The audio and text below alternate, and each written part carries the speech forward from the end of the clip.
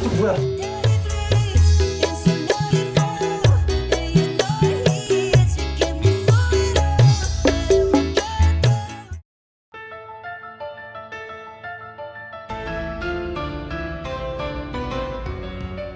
Pak D Lover, ketemu lagi ya sama Pak D. Dan seperti biasa, kali ini Pak D bakal mendongeng sebuah alur cerita dari film-film yang kalian request. Dan untuk hari ini requestan datang dari teman kita yang satu ini. Dia merequest sebuah film yang berjudul Cuma 19 Detik. Enggak Dia merequest sebuah film yang berjudul Boarding House 2. Film ini adalah film lanjutan, bukan lanjutan sih, cuma judul yang kedua gitu.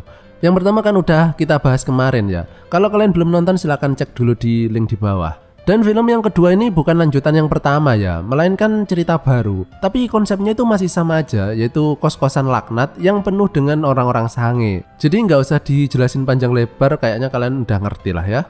Oke, langsung saja kita masuk ke review. Silahkan klik dulu tombol subscribe-nya, klik. Kalau sudah, silakan duduk yang manis, jejer yang rapi, siapkan sabun, tisu basah, balsem, dan Pak D puter intro nih Pak D.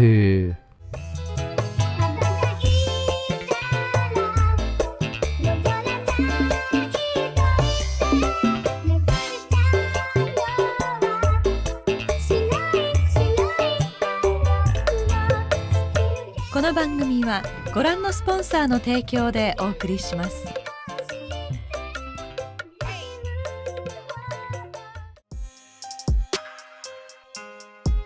Film ini dimulai dengan tokoh utama kita yang bernama Jun Hyuk. Dia ini adalah lulusan sarjana dan sekarang itu sedang fokus untuk ujian melamar pekerjaan. Kalau di Indonesia itu kayak tes CPNS lah. Nah, Jun Hyuk ini udah gagal tes 2 kali dan ini adalah kesempatan terakhirnya untuk melamar pekerjaan tersebut. Karena itu dia ini fokus banget mempelajari tes CPNS-nya. Tapi sayangnya penghuni kamar kos sebelah itu kerjanya ngencrot terus sama pacarnya dan rame banget loh, kayak kucing kawin. Jadi Jun Hyuk ini merasa terganggu banget. Nah, akhirnya ayahnya menyarankan Jun Hyuk untuk pindah ke kosan lain biar sekalian dia bisa belajar mandiri untuk bekerja part-time. Di sini Jun Hyuk pun memulai perjalanannya menuju ke barat untuk mencari kos-kosan laknat. Dan film pun dimulai.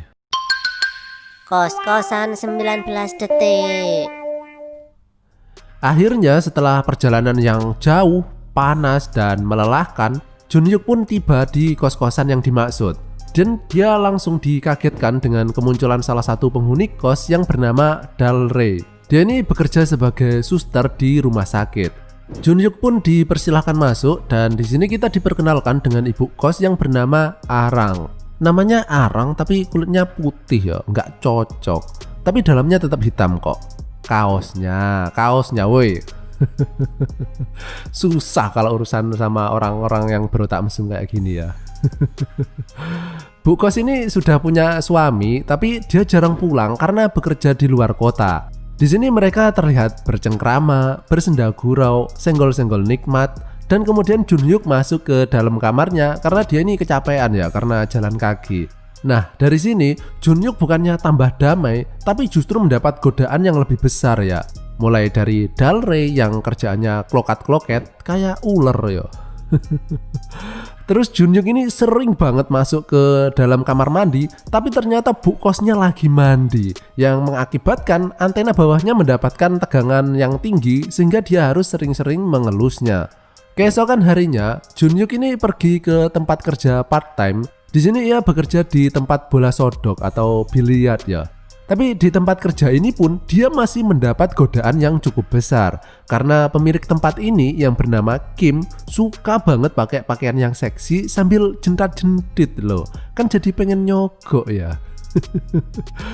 Bahkan pernah suatu ketika Kim ini pulang dari hangout dalam keadaan teler dan Jun Hyuk yang membantunya masuk ke dalam kamar malah digoda dan akhirnya melakukan pemanasan. Tapi nggak jadi bercocok tanam yo karena di luar ada pelanggan yang manggil-manggil. Ya penonton kecewa dong. Nyantai, tonton terus ya biar kalian tahu ceritanya. Dan begitu Jun Hyuk pulang ke rumah, sekali lagi imannya dites dengan bu kos dan Dalre yang tertidur dengan posisi yang wow banget. sehingga terlihat ada yang nyempluk-nyempluk yang membuat Junyuk penasaran, tapi dia cuma bisa memandangnya. Keesokan harinya, pacar Junyuk yang bernama Sun-e datang ke kosannya, dan Junyuk berharap dia bakal dapat tiket perjalanan ke dalam goa. Tapi tiba-tiba muncul Dalre yang menghancurkan momen tersebut, dan sekali lagi rencana Junyuk pun gagal. Dan ketika ia kembali dari mengantar pulang pacarnya, ia buru-buru masuk ke dalam kamar mandi, tapi sekali lagi ia dikejutkan dengan Bu Kos yang sedang mengobok-ngobok kantong ajaibnya. Nah, godaan demi godaan terus menerpa kehidupan Junyuk di kosan ini. Dan di sini ia masih terlihat kuat menghadapinya. Sampai suatu ketika pas ia mau berangkat kerja, ia mendengar suara celepak-celepok dari kamar ibu kos. Junyuk tentunya penasaran dong dan mencoba melihat secercah cahaya dari kamar ibu kos.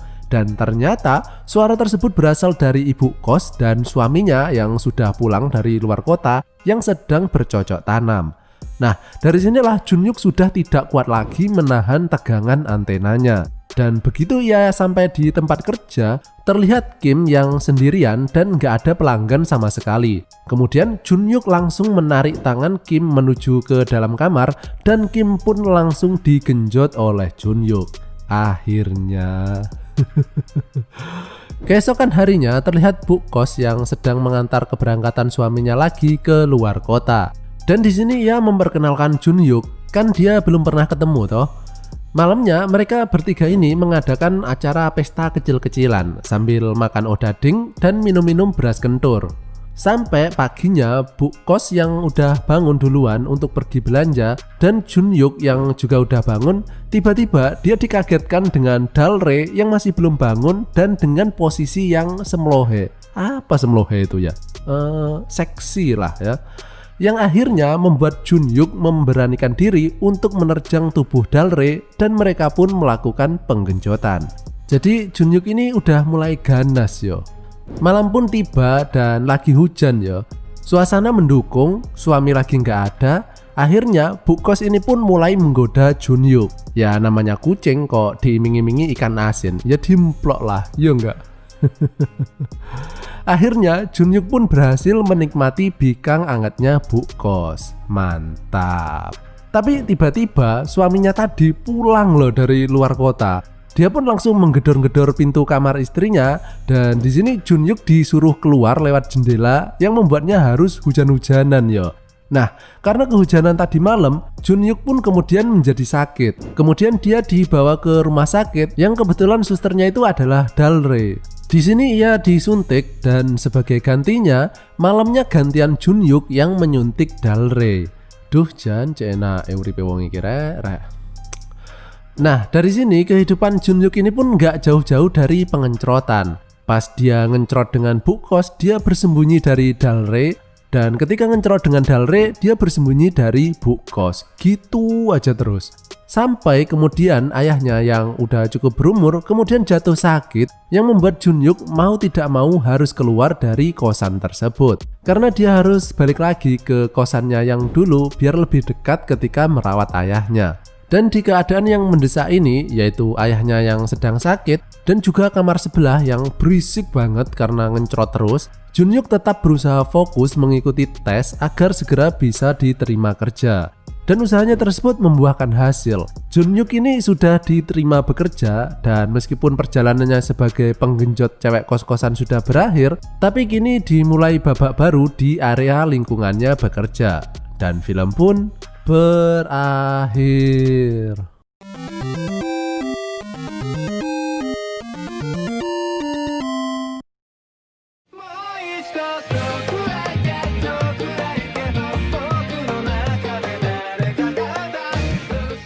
Seperti biasa ya, film seperti ini nggak ada faedahnya, jadi nggak ada yang perlu dibahas ya. Jadi ya wes lah, cukup sekian. Dan jika kalian masih pengen mendengarkan suara Pak D, kalian bisa melakukannya dengan cara mengklik salah satu video yang muncul di layar kalian saat ini. Oke wes, terima kasih dan sampai jumpa di tongkrongan selanjutnya masih bersama Pak D. Bye bye.